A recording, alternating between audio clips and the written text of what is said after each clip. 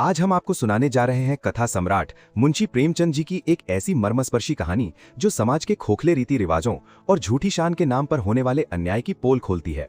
इस कहानी का नाम है मृतक भोज। कहानी की शुरुआत होती है एक भारी और उदास शाम से। सेठ रामनाथ, जो कभी शहर के जाने माने व्यापारी हुआ करते थे, आज रोगशैया पर पड़े अपनी अंतिम सांसें गिन रहे थे।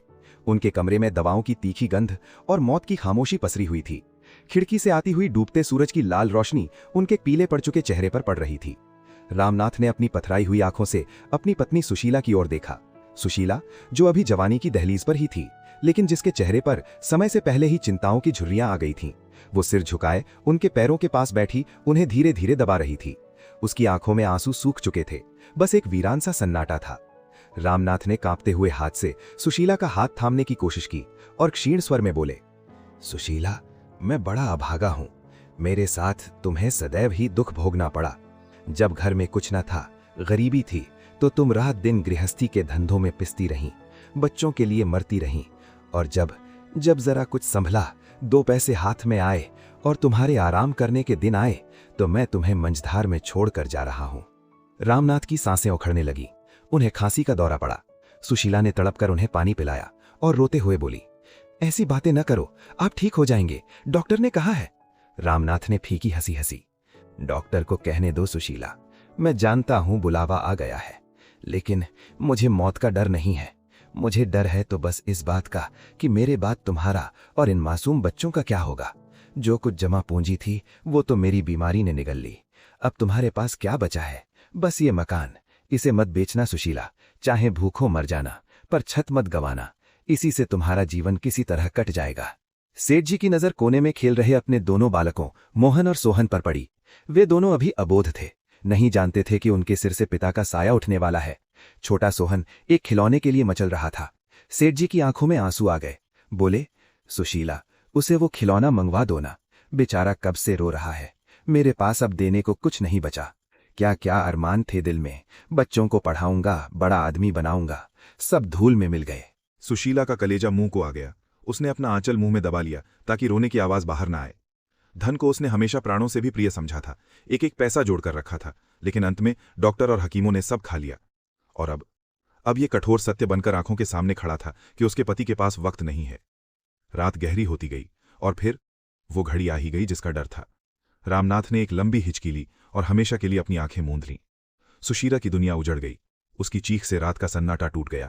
बच्चे जो सो रहे थे जागकर रोने लगे, बाबूजी, बाबूजी। सुबह हुई, खबर आग की तरह फैल गई। रामनाथ नहीं रहे। बिरादरी के लोग जो उनकी बीमारी में कभी झांकने भी नहीं आए थे, आज हमदर्दी का मुखौटा पहनकर जमा होने लगे। सुशीला आंगन में बैठी रो रही थी। तभी किसी ने द्वार पर आवाज दी, महारानी, सेठ धनीराम जी आए हैं। सुशीला का भाई संतलाल, जो अपनी बहन की खबर सुनकर दौड़ा आया था, एक क्षण के लिए खड़ा हो गया। उसने सोचा, आखिर बिरादरी के मुखिया हैं ये लोग, इस मुसीबत की घड़ी में यही सहारा देंगे।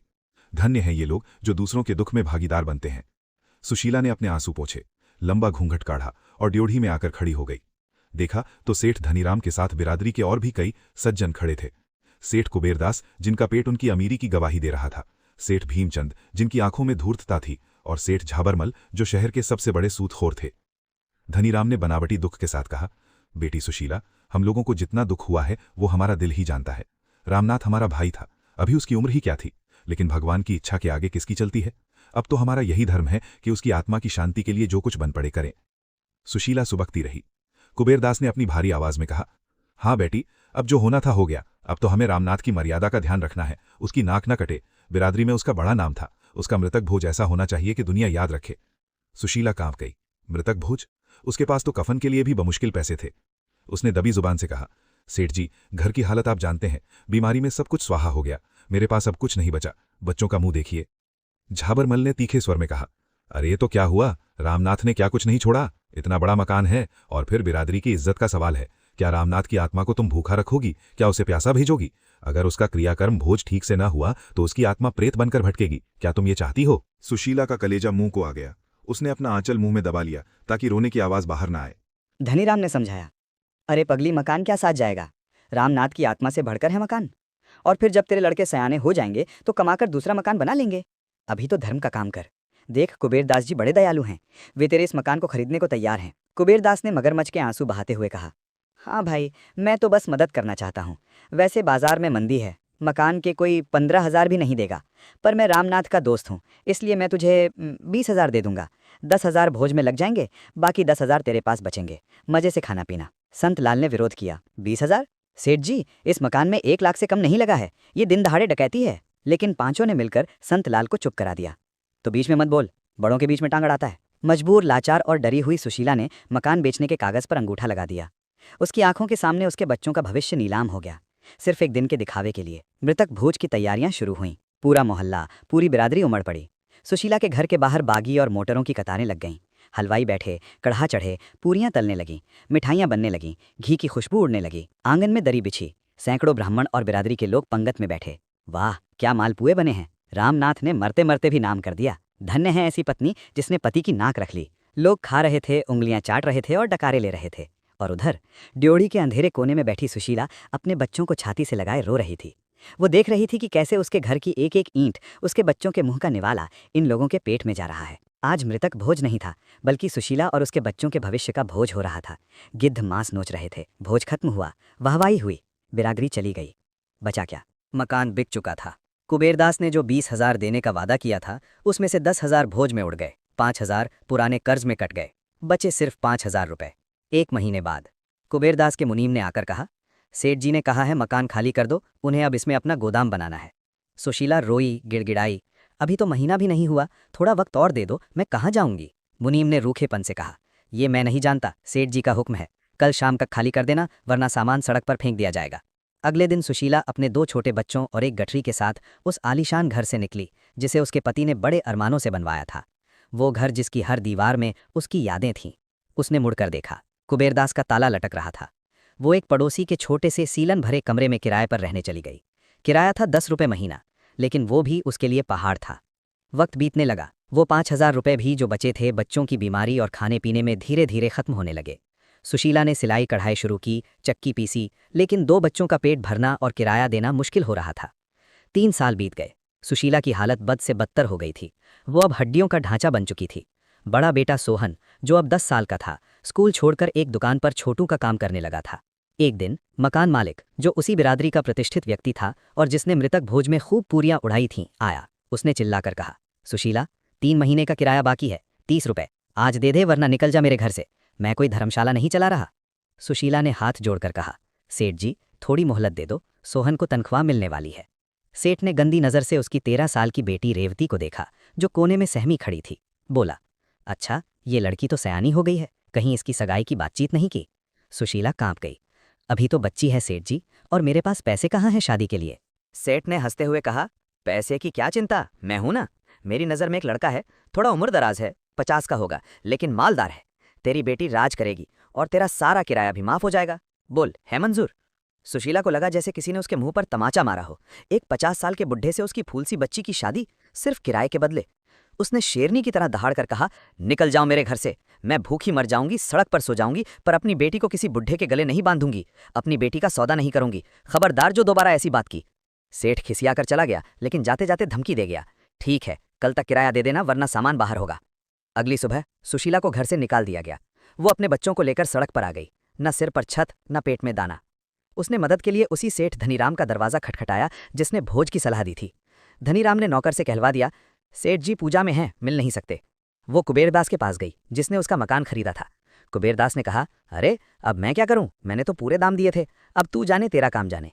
जिन लोगों ने उसकी इज्जत बचाने के नाम पर उसका घर बिकवाया था, आज वे उसे पहचानने से भी इनकार कर रहे थे। अंत में एक गरीब बूढ़ी विधवा, जो सब्जी बेचती थी और जिसे बिरादरी नीची नज़र से देखती थी, उसने सुशीला का हाथ थाम लिया। उसने कहा, बेटी, मेरे पास महल तो नहीं है, पर एक टूटी झोपड़ी है, तू वहां रह ले। मैं भी अकेली हूं, तू भी अकेली, मिल बांट कर खा लेंगे। उस दिन सुशीला को समझ आया कि इंसानियत महलों में नहीं, झोपड़ियों में बसती है। लेकिन मुसीबतें खत्म नहीं हुई। बरसात का मौसम था। छोटा बेटा मोहन बीमार पड़ गया, उसे टाइफाइड हो गया। दवा के लिए पैसे नहीं थे, सरकारी अस्पताल में भीड़ थी, डॉक्टर देखते नहीं थे। सुशीला ने अपनी बेटी रेवती को भेजा, जा बेटी, बड़े पंडित जी के पास जा, उन्होंने भोज में खूब दक्षिणा ली थी, उनसे कह मेरा बेटा मर रहा है, कुछ मदद कर दें। रेवती गई, पंडित जी ने दूर से ही भगा दिया, जा जा, यहाँ कोई खैरात नहीं बट रही, कर्मों का फल है, भोगो। रेवती खाली हाथ लौटी। उस रात मोहन माँ की गोद में तड़पते हुए बिना दवा के दम तोड़ गया। सुशीला पत्थर हो गई, उसकी आंखों से आंसू भी नहीं निकले।